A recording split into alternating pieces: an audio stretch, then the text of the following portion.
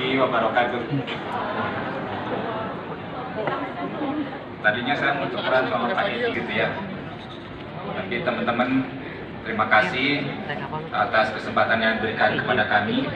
Pertama tentunya yang kami hormati Pak Deputi Kerjasama Ekonomi Internasional Pak Edi Pambudi, Bapak Dino Patijalal, Ambassador, pendiri dan Ketua Foreign Policy Committee of Indonesia, Ambassador yang hadir di sini, Bapak sekalian, para senior saya, para pejuang perubahan iklim dan juga pejuang yang energi terbarukan, ada Pak Agus, ada Mbak Kuki dan yang lain ya. Mewakili Bapak Menteri ESDM, tentunya saya merasa sangat berhormat di sini untuk memberikan remarks. Hari ini kita telah mengikuti berbagai rangkaian acara. Saya tadi hadir dari jam 4:30 barangkali mengikuti acara yang terakhir. Banyak yang dibicarakan dan itu sebetulnya pekerjaan saya sehari-hari di Kementerian ESDM mendengar.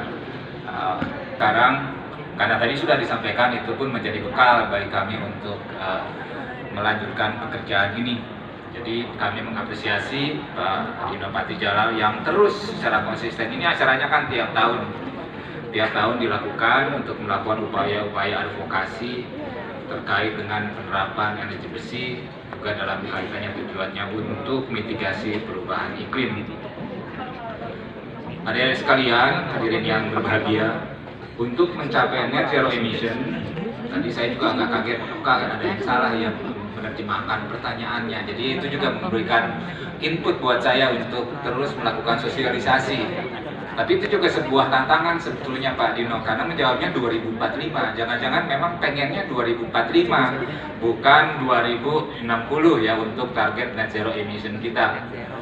Pemerintah telah mencanangkan transisi energi yang berkeadilan, yang bertumbuh pada potensi energi baru terbarukan di Indonesia.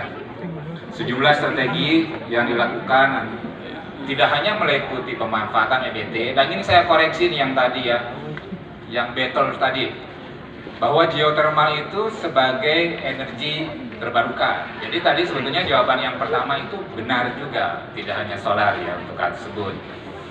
Pemanfaatan storage, jadi kita melangkah tidak hanya bagaimana memanfaatkan EBT secara langsung, tapi juga kita ingin menjadikan bahwa EBT juga di tengah keterbatasan untuk terhadap EBT tersebut.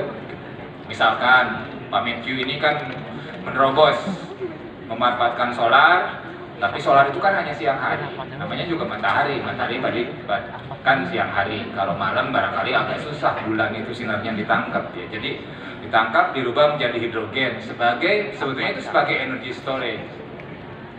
Nah kita juga ada beberapa yang lain untuk energy storage, misalkan pump storage.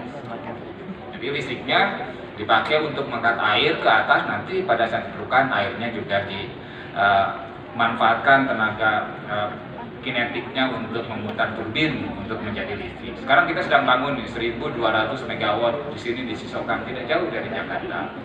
Ini sebagai salah satu upaya bahwa tidak ada alasan lagi bahwa EBT itu nanti, oh EBT nggak bisa karena begini, kurang ini, kurang itu. Ya kita ini kan banyak insinyur.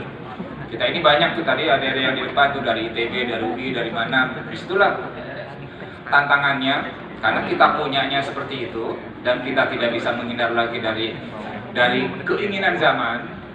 Ini kan sudah sama nih secara global bahwa kita harus memanfaatkan energi bersih. Kalau tidak nanti ada beberapa hal. Misalkan kalau kita mengembangkan produk di dalam negeri, dibawa ke luar negeri, dibawa ke Eropa misalkan, UK kan yang sekarang akan segera menerapkan untuk pajak karbon masuknya di situ. Ya kita nanti akan ditanya tuh hadirin sekalian. Jadi ini gambaran konkretnya misalkan seperti ini. Kita memproduksi misalkan baja. Nanti ditanya ini produknya dibentuknya oleh apa, energinya menggunakan apa. Tadi kan ada tuh carbon footprint, ada definisinya tadi. Ditanya, oh kami produksinya dengan listrik yang berbasis batu bara.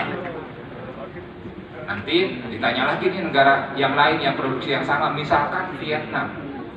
Vietnam ini sekarang EBT-nya sudah sangat maju. Ditanya, sama memproduksi baja, tapi dia memproduksinya dari menggunakan listrik yang lebih bersih. Sehingga barang kita yang harganya sama-sama $100, nanti masuk ke mereka, karena kita tidak lolos atau carbon footprint-nya lebih tinggi, diterapkanlah pajak, say misalkan $10. Sehingga barang kita jadinya $110. Yang Vietnam, karena barangnya bersih, energinya menggunakannya, itu hanya misalkan dikasih masuknya itu hanya $1. Kan yang satu $110, yang satu $100, $101. Barangnya sama, hanya berasal dari proses pembuatannya yang penggunaan energinya berbeda. Pasti menurut saya ya, nggak tahu juga, mudah-mudahan aja beli yang lebih mahal. Tapi orang itu kalau beli pasti yang lebih murah kalau kualitasnya sama. Itulah yang menjadi salah satu pertimbangan di pemerintah. Kita tidak ingin terbawa-bawa dengan bahwa ya yang lain EBT, yang lain perubahan iklim, tapi ini justru untuk meningkatkan daya saing kita. Daya saing adik-adik ini semua ke depan. Kalau kita tidak dari sekarang, kita telat, udah keduluan yang lain, nanti susah tuh untuk mengejarnya. Nah, untuk hal tersebut, pemerintah sekarang banyak regulasi yang diterbitkan. Kalau pemerintah kan ngomongnya regulasi ya, dari sekalian. Tapi saya tidak akan disebutkan nomornya lah, itu kan tidak penting. Kita misalkan sekarang sudah merevisi, sudah mengeluarkan aturan untuk TKDN. Dulu itu TKDN itu begitu ketat, sekarang pun ketat. Tapi kita memilih TKDN-nya dibuatkan fleksibilitas. Sehingga yang sekarang terikat tidak bisa nih kalau tidak menggunakan produk dalam negeri. Produk dalam negerinya lebih mahal, teknologinya terbatas. Nah, kita kombinasikan. Boleh kita pakai impor, tapi ada janji ya, nanti bangun pabriknya di dalam negeri. Nah, kita janjian di awal. Itu sama tuh dengan yang sekarang kendaraan listrik, itu juga sama. Kita boleh impor untuk dapatkan insentif, tapi dia janji akan produksi di dalam negeri. Kalau dia tidak memproduksi, kalau dia ingkar, dia harus bayar. Jadi kita ini sekarang seperti itu supaya kita bisa mengejar dari sisi waktu. Sedang difinalisasi RUU energi baru, energi terbarukan.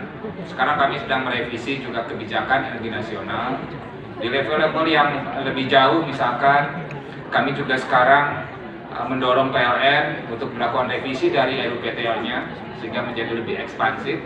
Karena sekarang yang sering disampaikan 2 tahun yang lalu bahwa PLN itu sekarang excess supply. Nah, sekarang udah mulai nih, alhamdulillah memang ekonomi kita berkembang dengan baik sehingga excess supply-nya ini bisa secara cepat diselesaikan untuk hal tersebut. Jadi industri penunjang di dalam negeri tadi kan ada tuh disampaikan juga dari Mas Putra bahwa industri penunjang di dalam negeri diperlukan untuk mendukung keberlanjutan EBT. Selain itu, kemitraan dan kerjasama dengan industri global juga mendorong tentunya transfer teknologi. Jadi kita memang harus kombinasi. Jadi yang ingin saya sampaikan, kita harus tetap optimis untuk menuju dan mewujudkan Indonesia Emas 2045. Kita punya sumber daya EBT yang sangat besar. Kalau di kami, hasil survei kita itu 3.800 gigawatt. Sekarang kita menggunakannya 100 gigawatt kalau listrik itu. Jadi secara potensi ini masih besar. Kita punyanya juga beragam. Kita punya geothermal, kita punya yang lain.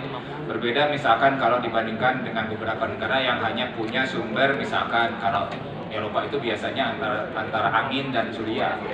Kita punya itu.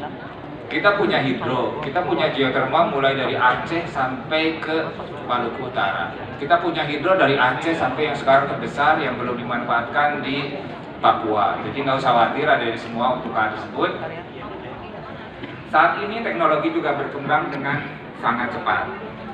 Dan beberapa laporan dari IEA itu International Energy Agency, kemudian juga dari IRENA, International Renewable Energy Agency, ini sudah menunjukkan bahwa teknologi EBT ini sudah bisa bersaing. Listrik yang dari EBT ini sudah bisa head to head dengan listrik yang dari fosil, termasuk yang dari batu bara. Nah, sekarang tinggal bagaimana kita memanfaatkan kesempatan ini. Jadi sekarang kami juga menyusun regulasi untuk PPA standar. Perjanjian jual belinya itu distandarisasi sehingga nanti kontrak tadi investasi misalnya ini akan menjadi lebih mudah untuk dilaksanakan. kemitraan publik dan swasta diyakini akan menjadi katalisator untuk percepatan peningkatan energi bersih. Misalkan beberapa yang sekarang sudah berjalan adalah mandatori untuk biodiesel. Ini ada nih kombinasi antara dari swasta dan juga dukungan dari pemerintah. Ini sudah berjalan, kita menjadi negara yang sebetulnya kalau menurut saya yang paling sukses untuk pengembangan biodiesel yang berbasis sawit yang berkelanjutan. Kami juga sekarang mengembangkan misalkan dalam bentuk kerjasama publik dan swasta untuk geothermal. Government menyediakan support untuk government drilling. Biasanya government ngebor dulu karena ini biasanya yang paling risikonya paling tinggi. Kita lakukan seperti itu. Dan juga sebagai bagian dari komunitas global, komitmen untuk terus menerapkan prinsip-prinsip keberlanjutan menjadi prasyarat pada kegiatan ekonomi nasional. Terima kasih, tadi masukannya ada, terus saya baca di dalam bukunya sudah ada di situ untuk ESG. ESG ini harus diregulat oleh pemerintah. Saya kira untuk hal ini sangat baik. Saya kira itu dari kami.